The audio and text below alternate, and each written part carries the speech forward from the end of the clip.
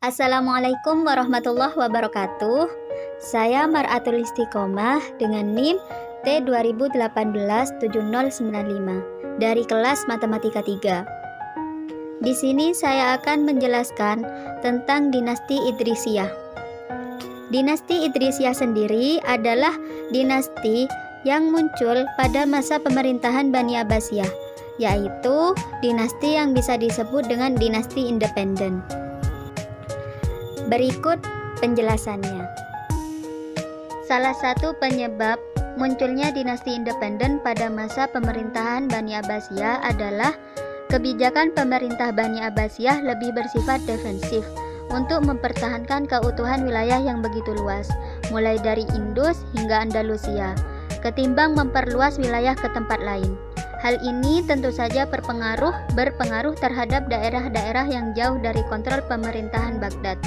Karena merasa jauh dari kontrol pusat, maka terdapat beberapa daerah yang berusaha menuntut memisahkan diri dari Baghdad. Selain itu, ada juga yang sengaja diberi otonomi oleh pemerintah Baghdad sebagai negara penyangga atau buffer status. Pembentukan daerah-daerah otonomi ini umumnya dilakukan oleh tokoh etnis lokal, sehingga penamaan daerah otonom ini diletakkan pada ketokohan pendiri atau nenek moyang pendiri, bukan atas dasar wilayah. Salah satu dinasti independen yang berdiri pada masa pemerintahan Abbasiyah yaitu dinasti Idrisiyah. Dinasti Idrisiyah sendiri berada pada wilayah Baghdad bagian barat otonom. Dinasti Idrisiyah berdiri pada tahun 172 sampai 311 Hijriah atau 7 sampai 932 Masehi. Dinasti ini didirikan oleh Idris ibnu Abdullah, cicit Al-Hasan ibnu Ali.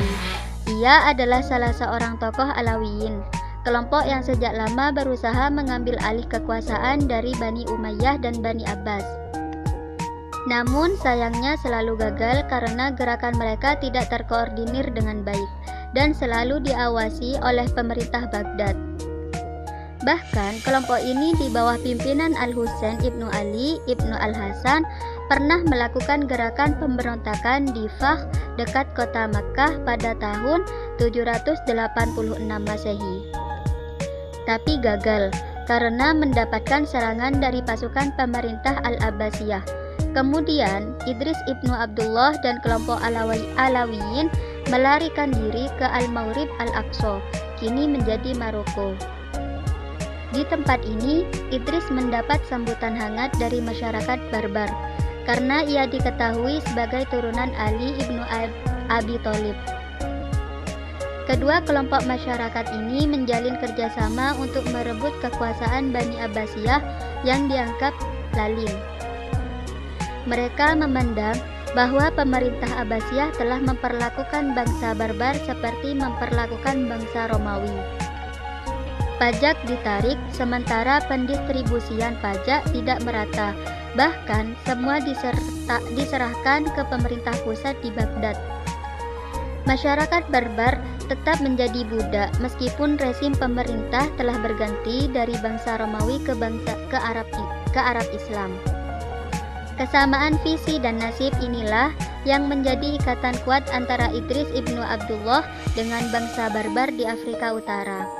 Bentuk kerjasama mereka dibuktikan dengan membangun basis kekuatan. Mereka menjadikan kota Fes sebagai basis kekuatan dan konsolidasi militer. Kota Fes dekat dengan kota yang pernah dikuasai bangsa Roma.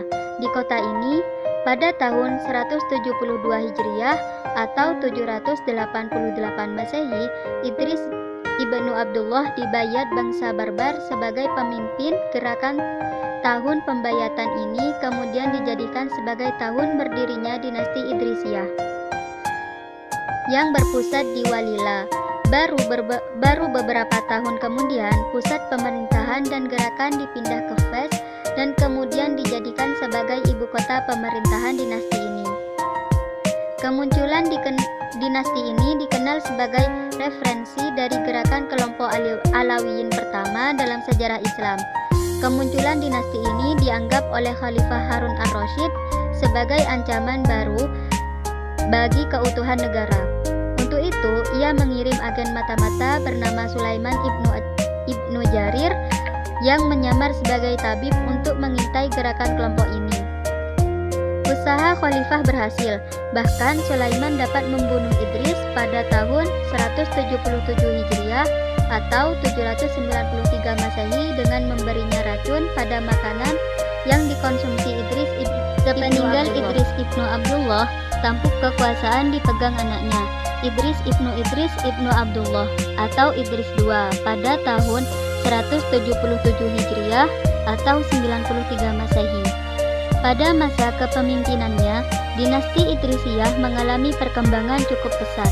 Hal ini terbukti ia mampu membangun sarana dan prasarana yang dibutuhkan dalam sebuah pemerintahan, seperti pembangunan kembali kota Fes, istana, masjid, percetakan uang, dan pembangunan saluran air yang dikirim ke rumah-rumah penduduk. Keseriusannya membangun kota dan perangkat lainnya ini, menurut para ahli, ia dikategorikan sebagai pendiri sebenarnya dari dinasti Idrisiyah. Setelah Idris II wafat, kepemimpinannya digantikan oleh Muhammad al-Muntasir pada tahun 213 sampai 828 Masehi. Selama lebih kurang sewindu berkuasa, krisis politik internal dan konflik di kalangan keluarga menyebabkan ia tak mampu mengatasinya. Hingga ia wafat pada tahun 221 Hijriah atau 836 Masehi. Kedudukannya pun digantikan saudaranya, yaitu Isa ibnu Idris. Pada tahun 221 sampai 234 Hijriah atau 836 sampai 849 Masehi. Setelah itu terjadi penggantian amir secara berturut-turut. Yahya ibnu Muhammad, Yahya ibnu Yahya, Ali ibnu Umar ibnu Idris II, Yahya ibnu Qasim ibnu Idris II, Yahya ibnu Idris ibnu Umar, dan akhirnya jabatan tertinggi dinasti ini dipegang oleh Al-Hasan ibnu Al-Qasim. Kejatuhan dinasti ini diakibatkan adanya serangan dari dinasti Fatimiyah di Mesir dan Bani Umayyah di Cordova, Andalusia. Dalam sejarah tercatat, dinasti ini tidak pernah mendapat pengakuan dari Bani Abbasiyah sebagai penguasa daerah otonom di Afrika Utara. Bahkan dianggap sebagai ancaman serius bagi keutuhan wilayah Islam. Persoalan ideologis antara penguasa Bani Abbasiyah dan Sunni dengan Bani Idrisiyah yang Syiah berkembang menjadi persoalan-persoalan politis. Perseteruan ini terus berlangsung hingga berakhirnya kekuasaan dinasti Idrisiyah.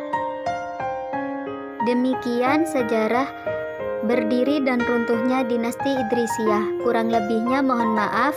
Assalamualaikum warahmatullahi wabarakatuh.